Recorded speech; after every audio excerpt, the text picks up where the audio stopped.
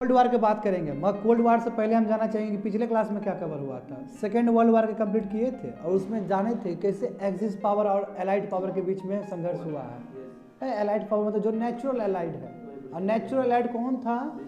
Britain, France, ठीक है। उसके बाद फिर यूएस का किस तरह एंट्री हुआ है, उसमें जापान का जो मिलिट्रिज्म चल रहा था कैसे उसको दबाया गया, एवरीथिंग वी हैव कवर्ड, है ना। और अब देखेंगे कि जैसे ही वर्ल्ड वार खत्म हुआ है और एक्सिस पावर का मैं बात करूं तो नेचुरल एलाई नहीं है, मगर जो समीकरण वैसा बना तो इन लोगों को साथ में आना पड़ा। और उसमें एग्जाम्पल तुम्हारे जर्मनी थे, ऑस्ट्रिया हंगरी भी था, ठीक है। इधर से तुम्हारा जापान भी आया, जबकि नेचुरल एलाई नहीं होने के बावजूद भी उसको आना पड़ा, ठीक है। इटली भी था, बिल्कुल।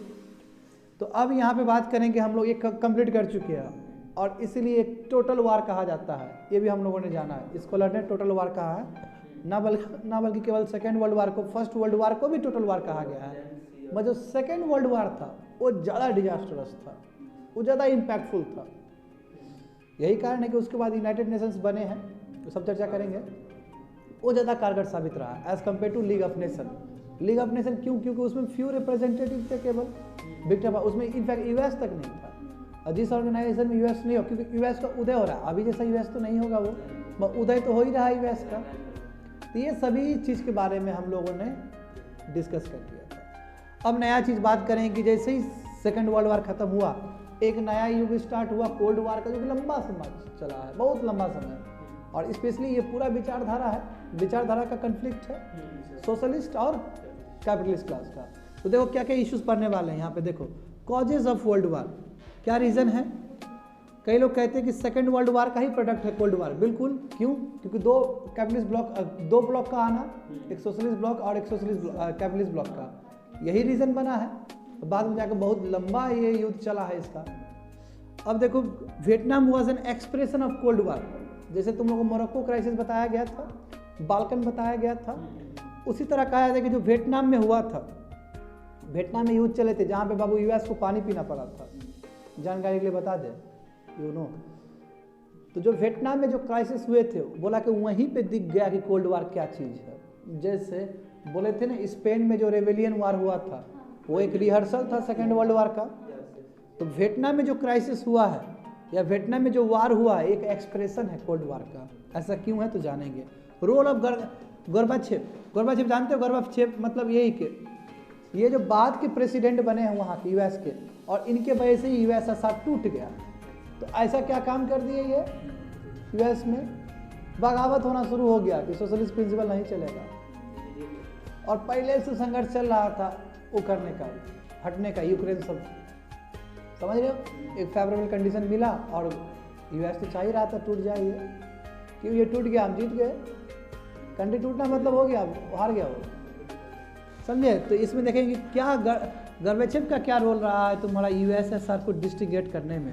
उसके बाद मेन इवेंट देखेंगे, कोल्ड वार में क्या क्या मेन इवेंट्स हुए थे वो देखना है। देखो ये सबसे इंपॉर्टेंट है 1956 का ये जो इवेंट हुआ बाबू, सुइस कैनाल क्राइसिस का है, जिसका इकोनॉमिक्स में हल्का बता दिए थे, याद होगा तुम लोग को।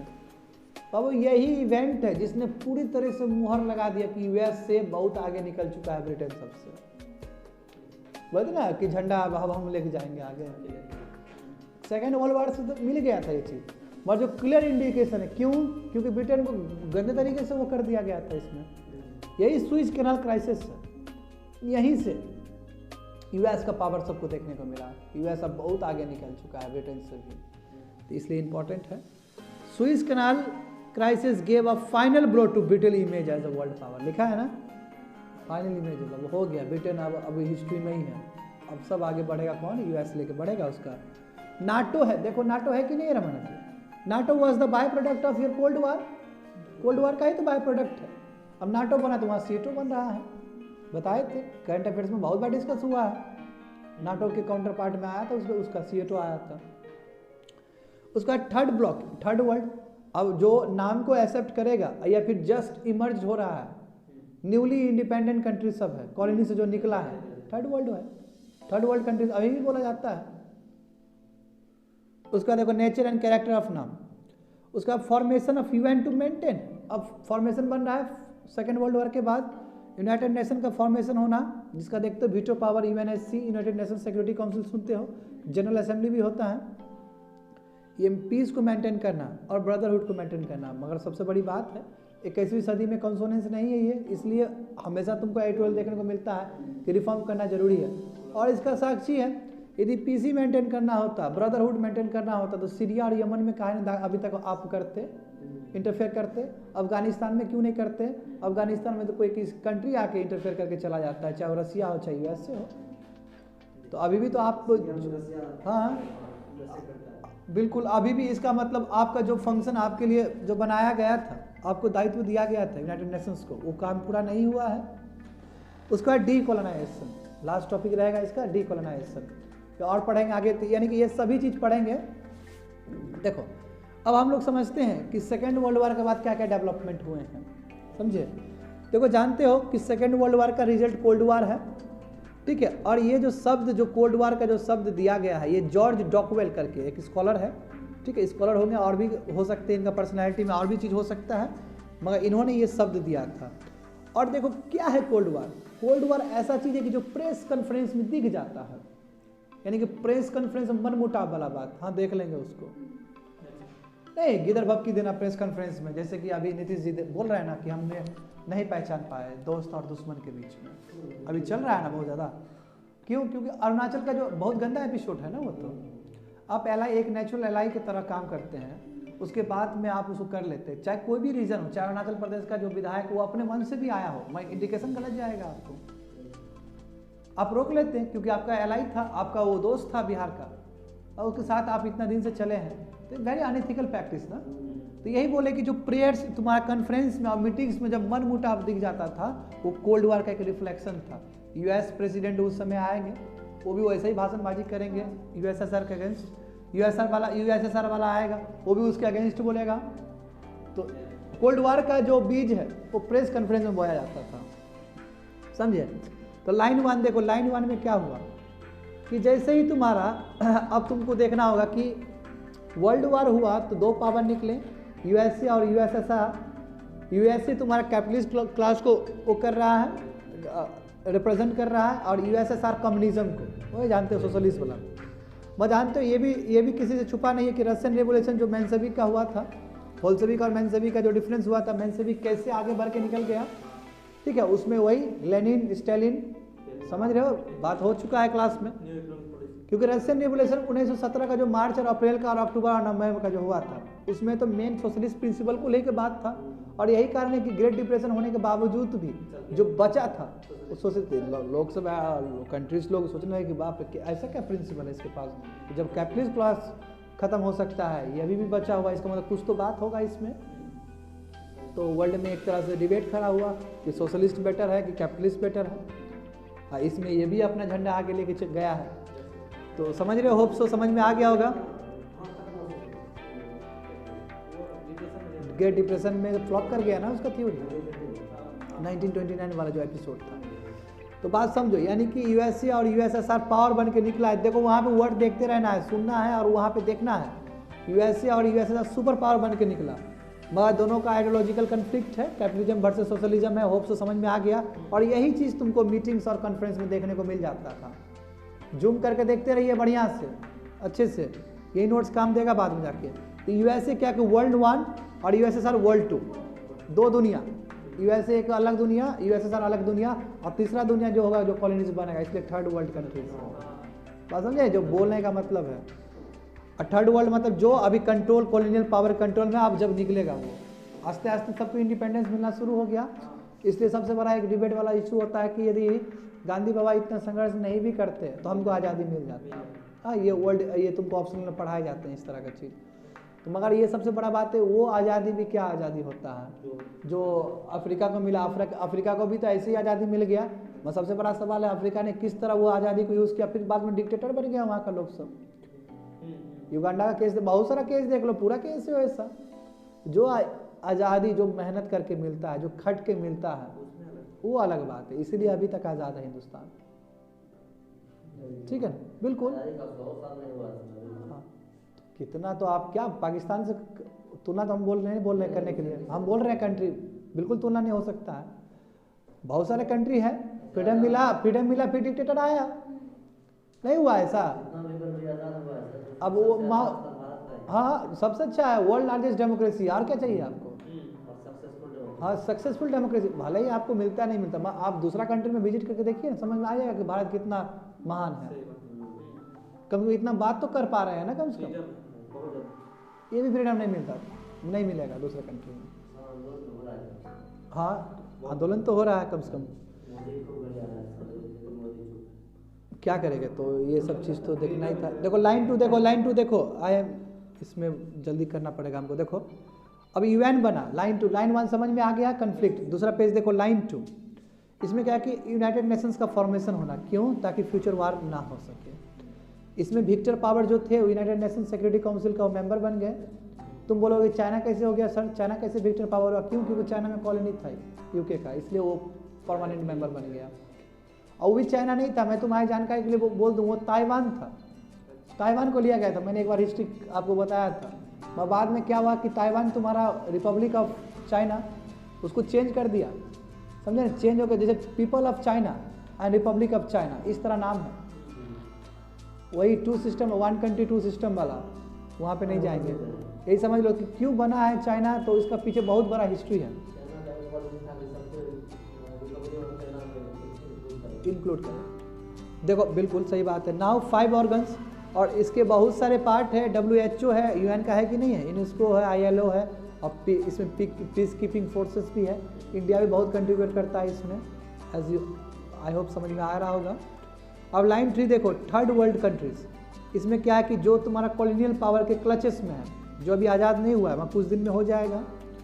उसके बाद थर्ड वर्ल्ड कंट्रीज तो रिस्पॉन्सिबल है ना नाम बनने के लिए, जिसमें इंडिया नेतृत्व कर रहा है।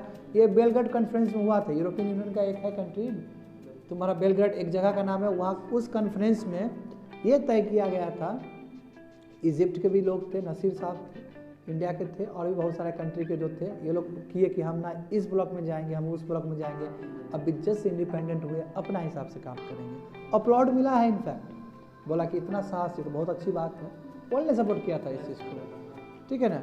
तो ये बोला किसी भी पावर के साथ हम अलाइन नहीं करेंगे। L4 देखो, 1949 में तुम्हारा कलेक्टिव डिफेंस तुम्हारा ये सिस्टम बना, कलेक्टिव सिक्योरिटी भी बोल सकते हो, नाटो, ठीक है। और नाटो में डोमिनेट रहेगा यूएस से, क्योंकि यूएस से डिफेंस में बहुत आगे निकल चुका है सबसे। ये 1949 में हुआ था, यहाँ बेल्जियम में ब्रुसेल्स में ट्रीटी हुआ था, और स्ट्रॉन्गेस्ट फोर्स था जी, यानी कैपिटलिस्ट क्लास को बचाने के लिए, कहीं यूएसएसआर अटैक ना कर दे इधर, क्योंकि यूएसएसआर का पूरा प्रकोप तुम्हारा ईस्टर्न यूरोप तक रहेगा, बाद में ना टूटा है।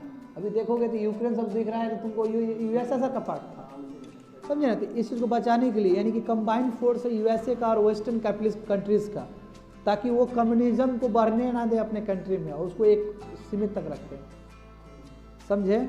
और इसके रिस्पॉन्स में वही बोले थे, वार्सो पैक्ट हुआ था जो उस समय, ये सीएटो रसा ने भी बनाया, यूएसएसआर ने भी बनाया। देखो वहाँ पे लाइन 4 में दिया गया है नीचे कि नाटो के रिस्पॉन्स में वार्सो पैक्ट बना, वही सीएटो बना है। फिफ्थ लाइन देखो, फिर क्या हुआ, अचानक यूएसएसआर का डिसइंटीग्रेशन हो गया 1991 में। तो यूएस का एस्टेंडेंसी, मतलब अब तो लोन पावर अकेले होगा, यूएस करेगा, राज करेगा। और उसके बाद क्या कि जो बायपोलर वर्ल्ड था सेकेंड वर्ल्ड वार के बाद, जो बायपोलर था वर्ल्ड, तो कन्वर्ट होकर यूनिपोलर हो गया। अब मात्र एक ही राजा बचा है, ऐसे बचा है। और अभी प्रेजेंट कॉन्टेक्स्ट में चेंज हो गया है, अभी चाइना भी दे रहा है, इतिहास तो आएगा ही आएगा। और ये यूएस क्या ओमनी पावर हो गया, सर्वशक्तिमान हो गया 1991 के बाद, समझे। तो उसके बाद लाइन 6 करोगे तो कोल्ड वार का बहुत सारा इवेंट्स। तो इस तरह इस क्रोनोलॉजी से पढ़ना है, जितना बता दिए इस क्रोनोलॉजी से हम तुमको बताएंगे सभी चीज़। देखो अब आराम से बताएंगे, आराम से समझते रहना। ये जो टर्म है तुम्हारा, जो कोल्ड वार है, ये जॉर्ज ऑस्वेल ने किए थे, जस्ट बता दिया था मैंने, अक्टूबर 1945 को। इसका मतलब क्या होता है कि आइडियोलॉजिकल डिफरेंस होना, जो कि वर्ल्ड में उस समय प्रेजेंट था।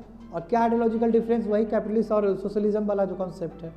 और the idea was also forwarded, American जो प्रेसिडेंट थे ट्रूमैन करके, उस समय उन्होंने ही बोला था कि हाँ ये आइडिया है, हम हरी झंडी देते हैं, वार इसलिए हो रहा है, कन्फ्लिक्ट इसलिए हो रहा है, because of the ideological differences across the two country, across the two block. वही क्लास है यूएसए और यूएसएसआर का, समझे, कैपिटलिज्म और कम्युनिज्म का। ये साइकोलॉजिकल वारफेयर था, माइंड का।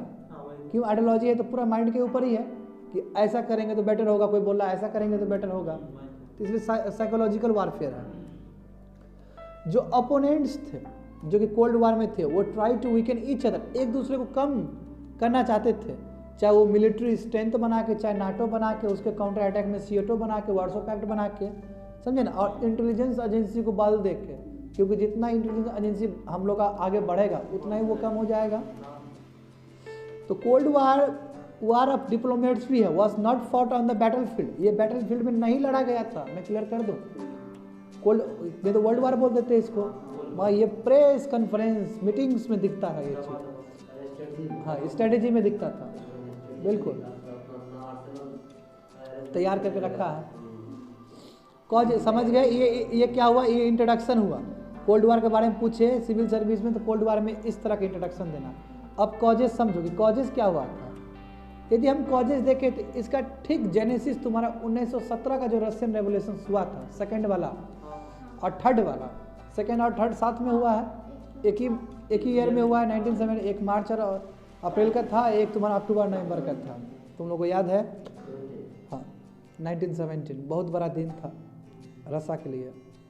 देखो ये जो कोल्ड वार है ये 1970 से तुम रशियन रेवोल्यूशन से वो कर सकते हो, क्यों, क्योंकि उस समय एक नया कॉन्सेप्ट आया सोशो इकोनॉमिक का पॉलिटिकल सिस्टम, एक ऐसा भी हो सकता है, वही सोशलिस्ट क्लास, समझे ना, इसी को हम सोशलिस्ट सिस्टम कहते हैं, लिखा है वहाँ पे, जो कि ठीक विरोध है कैपिटलिस्ट सिस्टम का जो यूरोप में उस समय प्रिवेल था, ठीक उल्टा हो गया। तो प्राइमरी जो एम है सोशलिस्ट सिस्टम का वो क्या है, क्लासलेस सोसाइटी। कोमल देख रहे हो जो कल यूपीएससी का, परसों यूपीएससी का किया था, देखो यहाँ पे भी क्लासलेस सोसाइटी का इस्टेब्लिश करना ऑल ओवर द वर्ल्ड। वाह व्हाट है मार्क्सिज्म, क्योंकि पूरा मार्क्सिज्म का प्रिंसिपल है। देखो इस बार का 2020 के प्रीलिम्स में ये काम आ जाता कि मार्क्सिज्म और गांधीज्म का क्या है, हम लोग एनालिसिस कर चुके हैं क्लास में, परसों क्लास में, देखिए वो चीज़ यहाँ पे मैच कर जाता है। इट्स वेरी गुड ना, यानी कि वर्ल्ड हिस्ट्री से भी उठा के हम आप, क्योंकि वर्ल्ड हिस्ट्री में ही जिक्र होगा मार्क्सिज्म का जो बात था, या फिर डीपीएसपी में बात होगा, है ना मानंद जी, पॉलिटी में डीपीएसपी में बात होगा, बाद में बताएंगे तुम लोग को। तो क्या है, क्लासलेस सोसाइटी का हो, यानी क्लास नहीं है कोई, यानी कि सब एक है, वो अलग था उनका, अलग था, वो बताया उनका अलग कॉन्सेप्ट था। कैपिटलिस्ट को भी पूरा वो ब्लॉक नहीं करते थे, बिना कैपिटलिस्ट का नहीं हो सकता, नहीं हो सकता, फिजिबल नहीं है। वो तो तुम्हारा वो स्टालिन और लेनिन में भी, स्टालिन में भी दिख ही गया था तुम लोग को।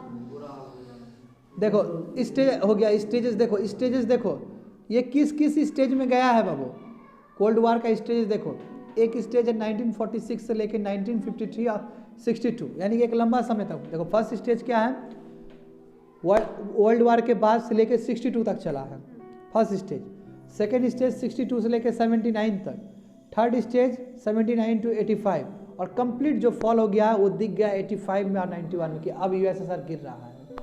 एक दिन में तो गिरेगा नहीं, भले ही हम लोग 1991 में बोल देते हैं, भाई गिरने का 7-8 साल का प्रोसेस होता है कि सब बगावत करना शुरू हो गया अपना अपना स्टेट में कि हम नहीं रहेंगे रसिया के साथ, और इधर ये भी हेल्प कर रहा है, यूरोप भी हेल्प कर रहा है कि ये टूट जाएगा तो हमको फ़ायदा होगा, क्योंकि इसका विचारधारा इधर नहीं आ पाएगा। आज जानते हो यूके ने 2008 के क्राइसिस के हिसाब से यूके ब्रेग्जिट कर लिया है, उसमें भी उसका बहुत बड़ा रोल है, हिस्ट्री से भी लिंक कर सकते हो, क्योंकि ईस्टर्न यूरोप कहीं ना कहीं कैपिटलिस्ट ब्लॉक कर रहा है, और वो लोग आके वो आराम से ले लेता है, और वहाँ का मरा जाता है, तुम्हारा लेबर स्लो मरा जाता है।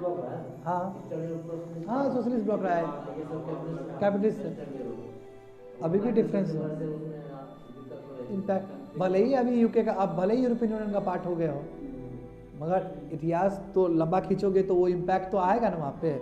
देखो वहाँ पे देखो पहला स्टेज में क्या हुआ, देखो इसमें बाबू देखो ये पहला स्टेज में कार्बन मिसाइल क्राइसिस हुआ था 1962 में, क्या है जानेंगे, ठीक है। उस समय कोल्ड वार बढ़ रहा था, जब ये मिसाइल क्राइसिस हुआ था तो बढ़ रहा था उस समय।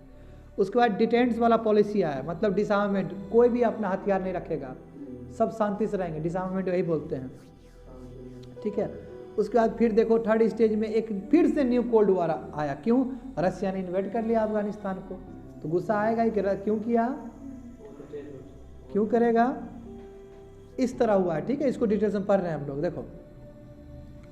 देखो जोसेफ स्टेलिन, जिसको अंकल जो भी कहा जाता है, नाम जैसे चाचा नेहरू बोलते हैं ना, इस तरह अंकल जो भी कहते हैं, स्टेलिन देखो ये स्पीच दिए हैं, स्टेलिन का स्पीच दिया था, आप प्रॉमिस किए कम्युनिस्ट कंट्रीज को कि to bring the world under communism, पूरा दुनिया को ला दो कम्युनिज्म के अंदर, वही सलूशन है प्रॉब्लम का। दुनिया में जो जो प्रॉब्लम हो रहा है, यदि कम्युनिज्म वाला विचारधारा रहेगा तो सब खत्म हो जाएगा। और जानते हो स्टालिन तो बहुत खतरनाक आदमी था। तुम भले ही इतिहास में इसको तुम गरियाते हो, क्या नाम है, हिटलर को, है ना, मगर स्टालिन ने तो बहुत ज़्यादा मारा था, बहुत ज़्यादा मारा था इन्होंने, मासाकार किया था। ये बात है कि पता नहीं चला उतना, बाद में पता चला, मैं उसका छप गया था। वो तो डिक्लेयर करके मार रहा था ना, जो डिक्लेयर करके मारता है तो उसका इंटरनेशनल जर्नल में तो छप जाता है। भाई इन्होंने बहुत, जैसे सदाम हुसैन देखो, सदाम हुसैन ने बहुत मारा था लोगों को, उसके रिजीम में बहुत लोग गायब हो गए थे, मासाकार, फुल मासाकार। तो जोसेफ स्टालिन बोले थे कम्युनिज्म ही होना चाहिए जो कि सोल्यूशन होगा। और इसके रिस्पॉन्स में जो उस समय के पीएम थे इंग्लैंड के, चर्चिल, बहुत फेमस है, इन्होंने क्या, ये भी तुम्हारा फुलटन कॉलेज में अपना स्पीच दिए थे, ठीक है। और इस स्पीच में क्या बोला गया, इस स्पीच में जो पीएम थे इंग्लैंड के, ये ब्रिटेन के, उन्होंने क्या बोला, कैपिटलिज्म ही मात्र सोल्यूशन हो सकता है ह्यूमन बीइंग का, ह्यूमैनिटी के लिए, मैनकाइंड के लिए। कम्युनिज्म ग्रेट थ्रेट है और उसको एलिमिनेट कर देना चाहिए। हो रहा है ना प्रेस कॉन्फ्रेंस में, मीटिंग्स में, स्पीच में, वही स्पीच में झगड़ा हो रहा है, देखो, और वही हिट होगा। तुम्हारा भड़काऊ भाषण जो चलता है, जानते हो, आस्ते आस्ते कितना तूल पकड़ता है, लोग गायब होना शुरू हो जाता है, अंदर ही अंदर गायब होता है। देखते जाओ अब क्या क्या होता है, क्योंकि कम्युनिस्ट गवर्नमेंट देखो, वही तो बोले, बल्गेरिया में, पोलैंड में, रोमानिया में, हंगरी में, यूगोस्लाविया में, यहाँ पूरी तरीके से इस्टेब्लिश्ड है। डरेगा ही डरेगा, सब यूरोप का पार्ट था उस समय, अभी पार्ट है, वो बहुत टच हो रहा था, इसलिए यूरेशियन प्लेट कहा जाता है। ये यूएसएसआर का जो है तुम्हारा, यूरोप को भी टच करता है, और ईस्टर्न यूरोप का सब कंट्री तुम्हारा कम्युनिस्ट विचारधारा को वो कर रहे हैं, स्वीकार कर रहे हैं। तो डरेगा ही डरेगा कि कहीं हमारे कंट्री में भी कैपिटलिज्म कहीं खत्म ना हो जाए, ये सब विचार। क्यों, आप लोग में जाएगा ही ना।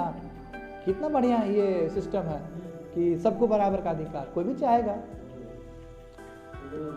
सुनने में बहुत अच्छा लगता है मगर उतना फिजिबल नहीं है, इसमें भी गुंडा राज हो जाता है।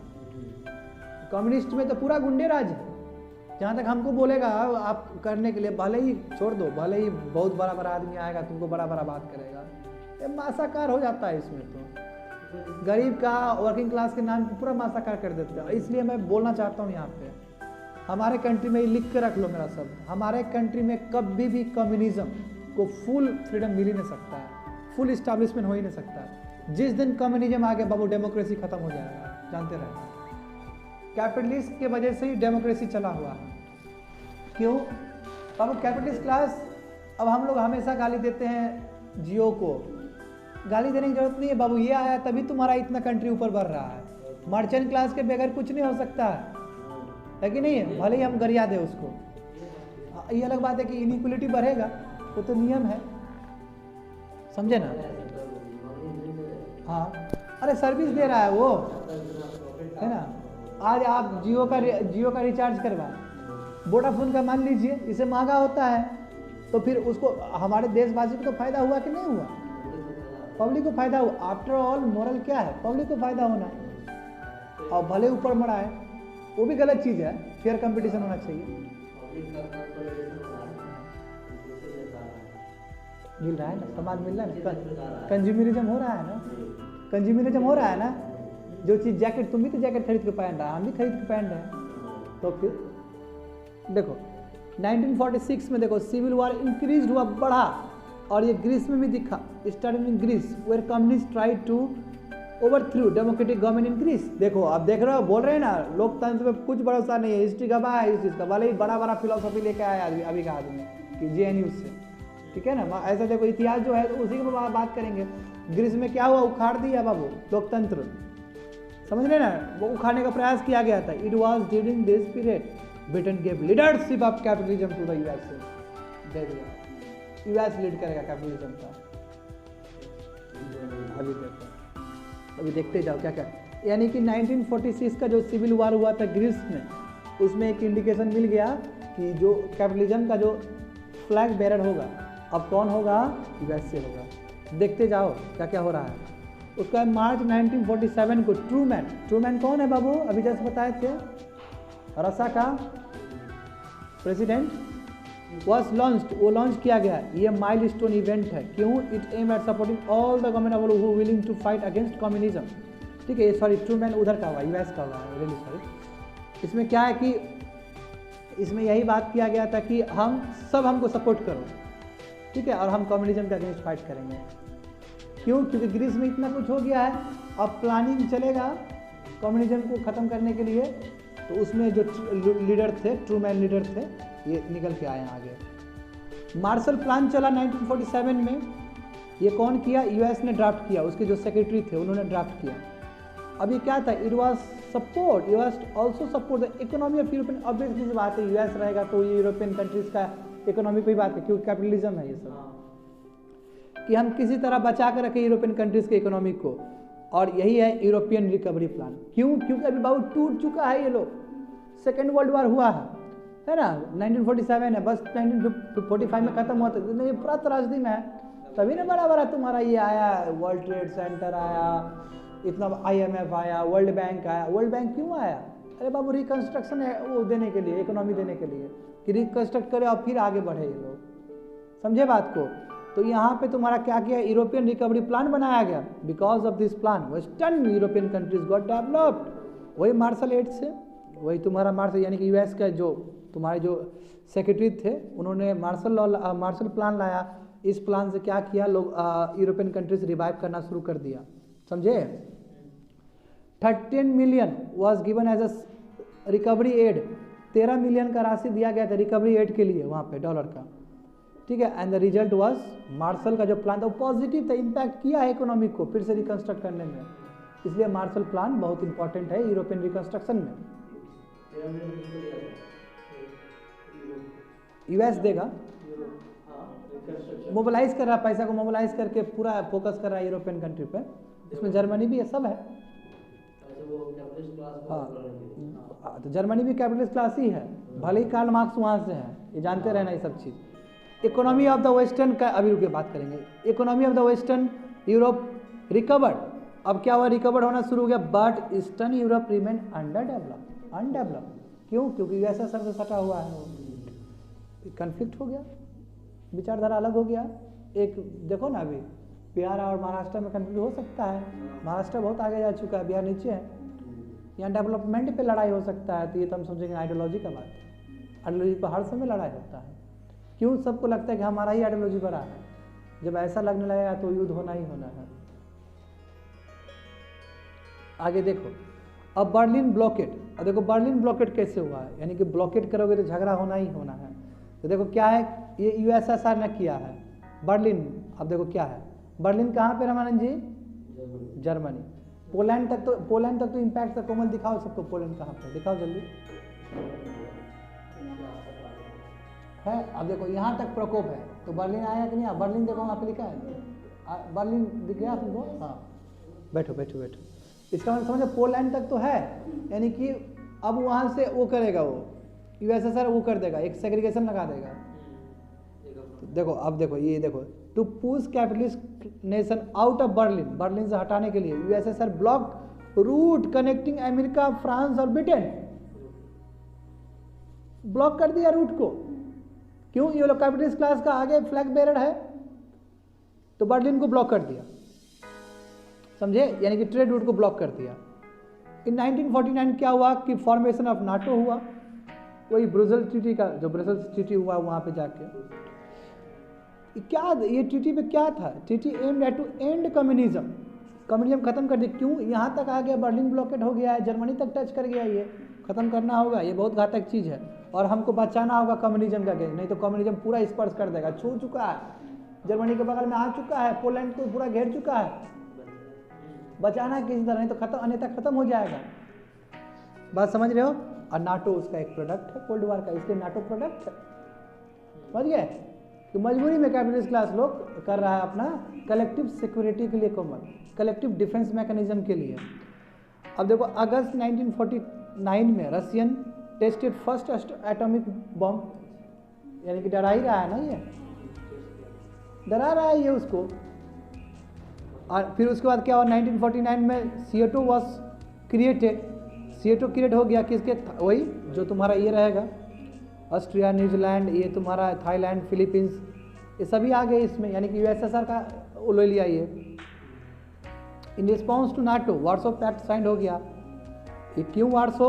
क्योंकि नाटो को इनकाउंटर करना है, कैपिटलिस्ट की विचारधारा को खत्म करना है।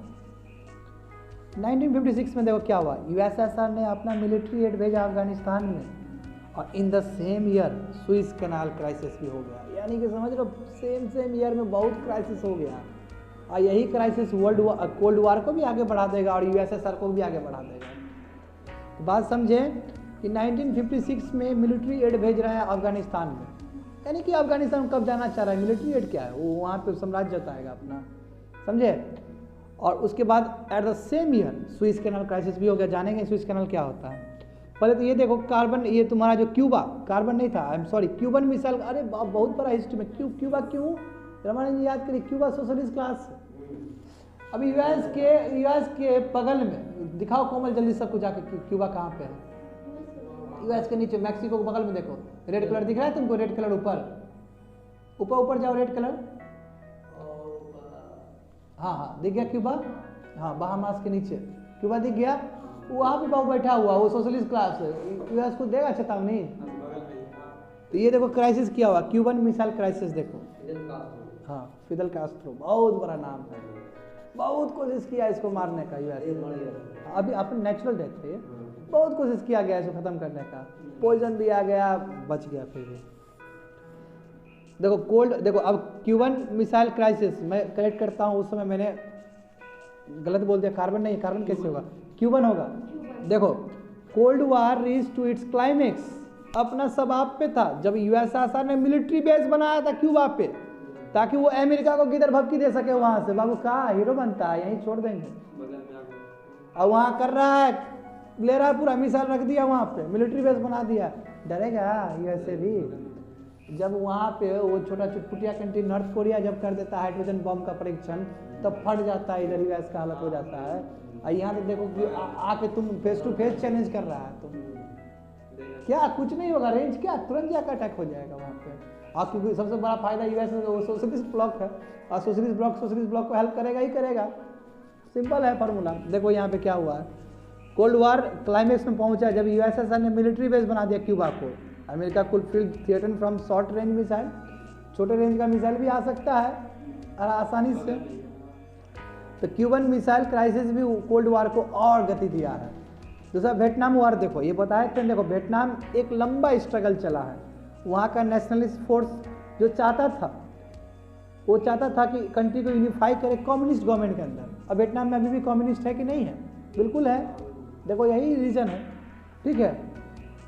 In Vietnam south Vietnam is attempting protest to spread, जो साउथ वाले वियतनाम थे, जो वियतनाम देखोगे, मैप देखोगे, वियतनाम के नीचे से शुरू हो रहा था कि हम पूरा कंट्री को सोशलिस्ट बनाएंगे, वहाँ से बगावत शुरू हुआ है, अटेम्प्ट कर रहे थे। In Vietnam south attempted to prevent to sorry देखो मैं मैप से बताता हूँ, रुक जाओ। देखो ये तुम्हारा आसियान कंट्री का ही पार्ट है, ये देखो वियतनाम, देखो ये वियतनाम। अब यहाँ पे क्या है, एक तरह से रिहर्सल चल रहा है बाबू, कैपिटलिस्ट ब्लॉक चाहेगा कि इसको हम कैपिटलिस्ट बना कर रखें, तो ऑब्वियसली यूएस से भूमिका अदा करेगा इसमें।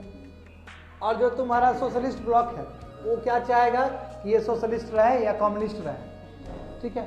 अब क्या हुआ कि साउथ से कोशिश किया जा रहा है कि इसको कैपिटलिस्ट बना के रखें, साउथ से कोशिश किया जा रहा है।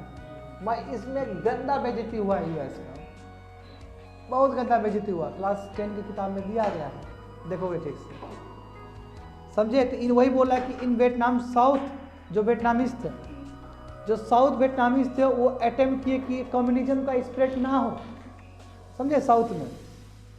बैठ जाओ।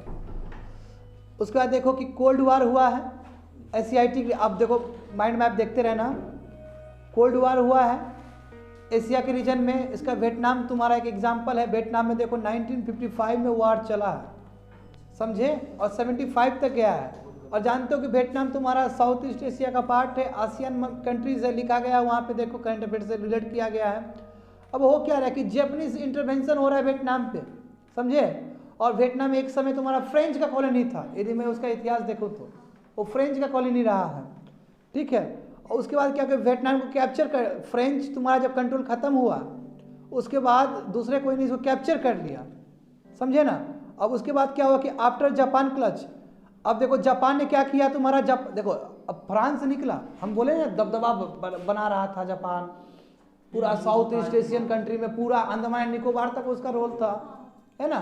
तो अब क्या हुआ कि जब फ्रेंच का कंट्रोल खत्म हुआ यहाँ पे, तो जापान ने कंट्रोल किया वियतनाम को, समझे। वियतनाम देखते हो कितना परिस्थिति से गुजरा है, इसको कितना कॉलोनी बना रहा है, फ्रेंच खत्म और फिर जापान ने कॉलोनी बनाया, देखते रहो वहां पे क्या क्या हुआ है। तो जब जापान खत्म हुआ, आफ्टर जापान क्लॉज, जापान का क्लॉज जब खत्म हुआ, तो वियतनाम में कम्युनिज्म का रूप क्यों ना हो, बगल में रस्सा है, चाइना है, ये इम्पैक्ट देगा ना कि बाबू सोशलिज्म बन जाओ। देखो सोशलिज्म बनोगे ताकि कैपिटलिस्ट बना लेता है कॉलोनी, कम्युनिज्म बनो। तो देखो जैसे जापान के क्लॉज से हटा कम्युनिज्म की तरह है, क्यों, रसिया और चाइना का इन्फ्लुएंस है वहाँ पे, ठीक है। और ये चीज़ तुमको दिख जाता है, ये जो मतभेद है, सोशलिज्म होना चाहिए वो, ये तुमको in the form of Vietnam war का दिख जाता है कि जो वियतनाम में वार हुआ था। और यहीं पे क्लियर इंडिकेशन है कैपिटलिस्ट क्लास वर्सेस कम्युनिज्म, इसलिए लंबा चला है। कम्युनिस्ट फोर्सेस को सपोर्ट करेगा यूएसएसआर, चाइना, है ना। और इस वार में जग हंसाई हुआ यूएस का, बहुत गंदा बाबू, जो उछल रहा था, बोला था सुपर पावर है, सुपर पावर है, बाबू घुटने के बल टिक के उसको वापस होना पड़ा। ये बहुत गंदे तरीके से आ रहा है। तो देखो क्या स्थिति है, यानी कि उतना सुपर पावर होने के बाद भी कुछ नहीं उखाड़ पाया वियतनाम में वो। ये तो इतिहास गवाह है, कहाँ अफगानिस्तान में कोई कुछ कर पाया अभी तक। आप सब कंट्री में जो नहीं कि सब कंट्री में आपका सुपर पावर चलेगा, ऐसा कुछ नहीं है। वो एग्जाम्पल है यहाँ पे, देखो वहीं लिखा गया है रेड कलर से, देखो कि initially Vietnam ruled by French, उसके बाद फिर जापान ने किया है, और फिर जापान, आफ्टर जापान हो गया तो कम्युनिज्म का विचारधारा तुम्हारा वियतनाम में देखने को मिला। और इसलिए भी क्योंकि वैसे फेल कर गया कैपिटलिस्ट विचारधारा को वहाँ पे वो करने में असमर्थ हो गया। और एक बहुत अच्छा तुम्हारा क्लास 10 की किताब में बहुत अच्छा जानकारी दिया गया है वियतनाम के बारे में। देखो Vietnam war was a failure of US. US के हिस्ट्री में बाबू एक बहुत बड़ा प्लॉट है कि जो अपने आप को इतना समझ रहा था वो पूरा फेल कर गया वियतनाम में, ठीक है। USS forces had to face a crumbling defeat, defeat हो गया उसका, हार हो गया उसका वहाँ पे वियतनाम में। अब खूब खुश यूएसएसआर, समझ रहा है ना, बहुत खुश। तो ये समझ गए ये स्टेज 1 है। तो बता दिए स्टेज 1 में क्या क्या किया अभी तक मैं बताना चाहूँगा तुम लोग को। कोमल ऊपर जाओ, ऊपर में देखो फर्स्ट स्टेज में हम लोगों ने स्टेलिन का बात किया, जिसमें वो स्पीच दे रहा है, बोला कम्युनिज्म इम्पोर्टेंट है। उसके काउंटर पार्ट में फिर ब्रिटिश के जो पीएम हैं वो बोलते हैं। फिर बर्लिन ब्लॉकेट हुआ, जिसमें जर्मनी तक का रोकने का प्रयास था यूएसएस की तरफ से, ये बता चुके हैं। फिर क्यूबन मिसाइल क्राइसिस हुआ, फर्स्ट स्टेज में ही हुआ।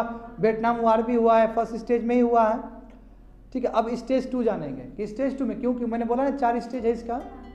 अब स्टेज 2 में क्या हुआ, इस पीरियड में कोल्ड वार रिड्यूस किया गया कि हो गया अब शांत रहो, रिड्यूस हुआ।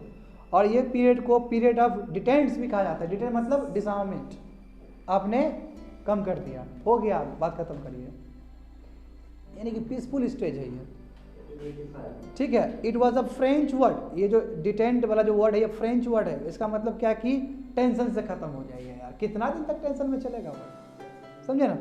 And it is a name given to improve the relation, ताकि इम्प्रूव हो रिलेशन। यूएस से क्यों, ये दोनों का आइडियोलॉजी की वजह से बाबू तीसरा कंट्री मरा रहा है सब। मगर क्या इतना आसान था, ये तो और फ्यूल होकर गया आगे। देखो फिर थर्ड स्टेज आता है, ठीक है। It was mainly began from the region of, वहाँ के उसमें जो प्रेसिडेंट थे, प्रेसिडेंट निक्सन, वो visited Moscow. Both the country decided to follow the policy of detentes. यहाँ पे यूएस वाला भी और यूएसएसआर वाला भी दोनों बोला कि नहीं ठीक है, पॉलिसी ऑफ डिसेंट को ही करें, डिटेंट्स को ही करेंगे, हम लोग लड़ाई झगड़ा नहीं करेंगे, बोली से ऊपर बोली से। मगर failure of detente is seen Vietnam में देखने को मिल गया। वो वियतनाम वार चल रहा है अभी भी, वो दिख गया। क्यों कि भाई तुमको डिटेंट्स करना ही होता था, काहे कैपिटलिस्ट ब्लॉक दौड़ते हुए वियतनाम में आता। जब वहाँ पे इंटरफेयर हुआ तो फिर इधर भी ये भी दौड़ के आया, सोशलिस्ट वाला भी, यूएसएसआर वाला भी लग जाएगा, चलो ठीक है क्रश कर देते हैं इसको, देख लेते हैं, वो चलते रहेगा स्टेज 2, समझा। तो वो फेलियर हो गया, देखने को मिल गया तुमको वियतनाम, और वही बोल रहा है। और फिर तुम्हारा साइनिंग ऑफ ट्रीटी हुआ दो सुपर पावर के बीच में, इसी को बोलते कोमल, सॉल्ट 1 सॉल्ट 2, समझे ना, इस तरह का हुआ था। ठीक है, वो देख लेना, नोट्स भेजेंगे ना, यानी कि हुआ था, यानी कि बहुत सारा समझौता हुआ था। अब आता है थर्ड स्टेज। ठीक है, थर्ड स्टेज बहुत डेडली स्टेज है, देखते रहो। 1979 से लेके 85 तक हुआ था। रसिया गलत काम कर दिया, अफगानिस्तान को वो कर दिया, अफगानिस्तान को इन्वेड कर दिया। ठीक है, ताकि वो फैला सके वहाँ पे भी अपना विचारधारा। अफगानी केम, अब क्या हुआ, अफगानी का दिमाग खराब हुआ। मुजाहिदीन जो आज देखते हो तुम, टेररिस्ट ऑर्गेनाइजेशन एक्टिव, ठीक है, रसिया के अगेंस्ट फाइट, ब्रिटेन ने हेल्प कर दिया मुजाहिदीन को, ओपन्स देगा, यूएस ओपन्स देगा। आज जो ओसामा जो मारा है उसके ऊपर इतना बड़ा वर्ल्ड ट्रेड सेंटर हुआ था, इतना बड़ा धमाका हुआ था। जो विश्लेषक है वो क्या बोलते हैं कि यूएस ने खुद बनाया है ये चीज़। क्यों, ये इसकी यही रीज़न है, ये वाला रीज़न जो पढ़ा रहे तुमको। इसको शुरू में क्यों, अब जब रसिया अटैक किया अफगानिस्तान को, तो वहाँ जो पश्तून लोग हैं, पश्तून लोग बाबू जानते हो, लंबे लंबे जो होते हैं वहाँ के लोग हैं, उसको क्या किया गया, उसको सपोर्ट मिल गया वहाँ से, कैपिटलिस्ट ब्लॉक से। रसिया से तुम लड़ो, वेपन्स दे रहे हो, बुद्धि दे रहे हो, नए नए तरीके के। ब्रिटेन ने हेल्प कर दिया। एक मुजाहिदीन तुम्हारा ओसामा बिन लादेन भी है, एग्जाम्पल देने के लिए वहाँ पे लिख दिए। और यही जाके बाद में सरदर्द बना नहीं वैसे के लिए। देखो, जो ब्रिटेन के उस समय के पीएम थे मार्गरेट थैचर, ये जो थे ना, मार्गरेट ही बोलो, बहुत लेडी थी ये, लेडी गजब की थी है। ठीक है, विद द हेल्प ऑफ इससे रसिया वेंट अवे। अब क्या हुआ, फिर बाद में यूएस आया तो रसिया भाग गया। और ये भी इतिहास भी गवाह है कि अफगानिस्तान में पहले ब्रिटेन भी आया था, चारों में ब्रिटेन को चीत किया है अफगानिस्तान में, चीत फुल। कोई नहीं जीता अफगानिस्तान को हिस्ट्री में अभी तक, समझ गए ना। अफगानिस्तान मजाक चीज नहीं है बाबू, जीतने नहीं देगा तुमको पश्तून लोग। अब देखो ये थर्ड स्टेज में देखो 1979 से 85 में गया है, तो देखो बाबू सोवियत यूनियन इन्वेड किया अफगानिस्तान का, कैप्चर किया, वेस्टर्न कंट्रीज एग्रेसिवली रिएक्ट किया, ये क्या है।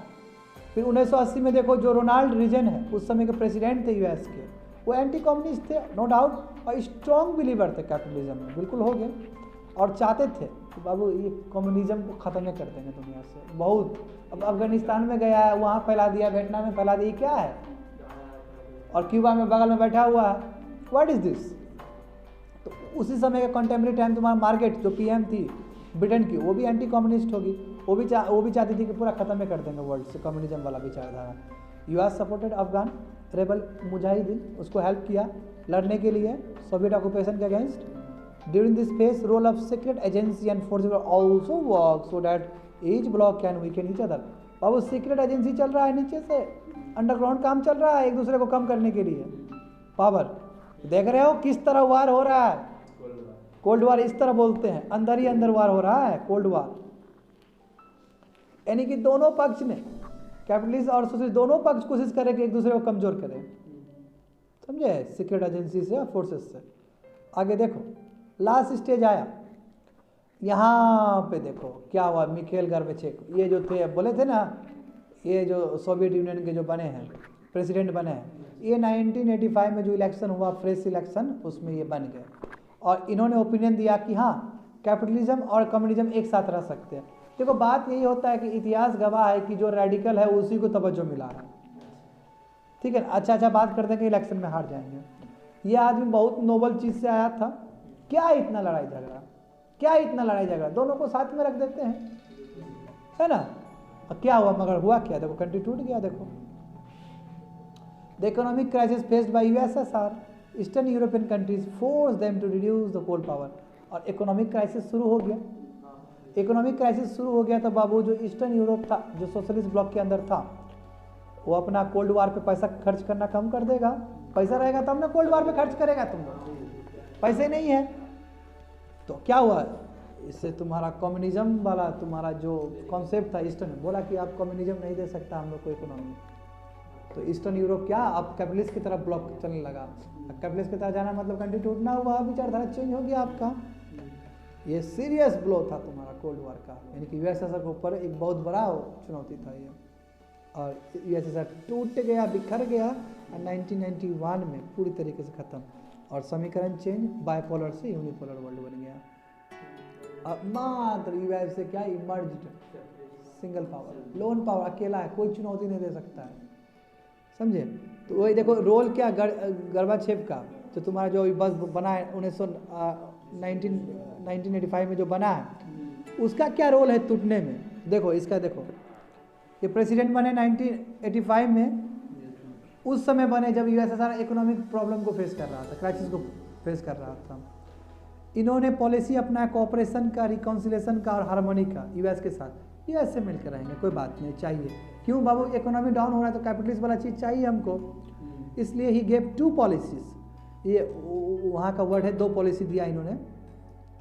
एक प्रोस्पेक्टा है, वहाँ का शब्द है, ठीक है, इसका मतलब है कि कॉम्प्रिहेंसिव कंसेप्ट है, और इसमें क्या है कि मोरल और स्पिरिचुअल लेवल ऑफ सोसाइटी का बनाना, यानी कि सोसाइटी में वही एक तरह से रमान जी वो वाला अशोका वाला धम्मा महामतास वाला पॉलिसी ऑफ धम्मा। तो क्या है कि सोसाइटी का जो विकास है, स्पिरिचुअल लेवल और मोरल वैल्यूज बनाना है सोसाइटी का।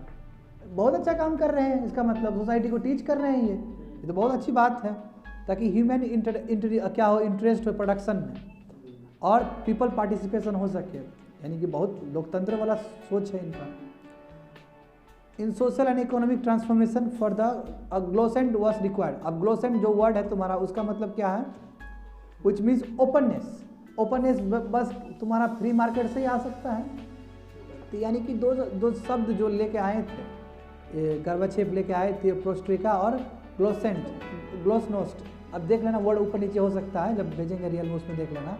इसके हिसाब से क्या है तुम्हारा कि ओपननेस बढ़ाना, ओपन डिस्कशन करना, ताकि डेमोक्रेटिक फोर्सेस क्या स्ट्रेंथन कर सके, ठीक है।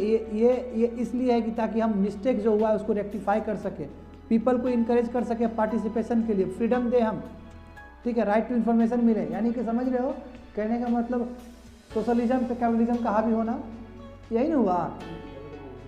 तो ये क्या है कि it demarcated socialism for there could no without ये नो डेमोक्रेसी विदाउट। इसका मतलब क्या है कि ये कहने का मतलब अपने विचारधारा से ही अलग हो गए, ज़्यादा यहाँ कैपिटलिज्म वाला चीज़ आने लगा। कैपिटलिज्म में डेमोक्रेसी का फुल बात होता है। तो थ्रू ये तुम्हारे जो दो टर्म है, Soviet union wanted to make socialism more democratic. ये चाहते थे कि सोशलिज्म रहे वो ज़्यादा डेमोक्रेटिक हो, बेनेवोलेंट हो और इनह्यूमैन हो, यानी कि आदमी के साथ हो। ऐसा नहीं कि हम दबा के कोई भी स्टेट फैसला ले रहा है, यानी कि रियल टर्म्स में कोई अब यूएसएसआर का कोई ऐसा प्रेसिडेंट बन रहा है जो डेमोक्रेटिक प्रिंसिपल्स को लेकर चलना चाहता है। वेरी इंपॉर्टेंट ना, बहुत बड़ी बात है। मगर क्या हुआ उसका रिजल्ट, कुछ नहीं हुआ उसका रिजल्ट, टूट गया देश। यानी कि नोबल थॉट आने के बाद भी इतना दिक्कत है। देखो ये पॉलिसी गर्बाचेव का है, ये क्या किया, gave media to criticise anyone except communist party. Criticise कर रहा है, क्या है, कैसा कम्युनिस्ट है।